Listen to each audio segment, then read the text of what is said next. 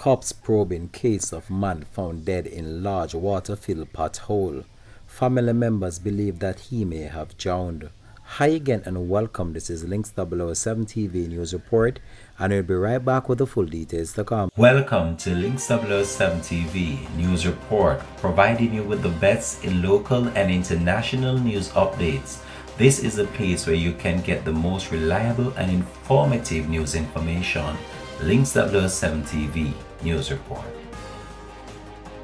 Welcome back and thanks for joining us. This is Links 007 TV News Report. The police are probing the circumstances which led to the death of a man in Watchwell, St. Elizabeth, this after his body was reportedly found in what has been described as a water-filled pothole in the community on Friday.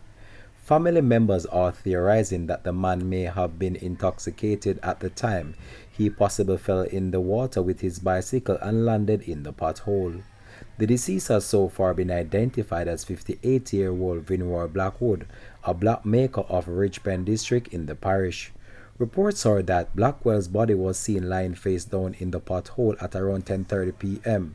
His bicycle was found nearby.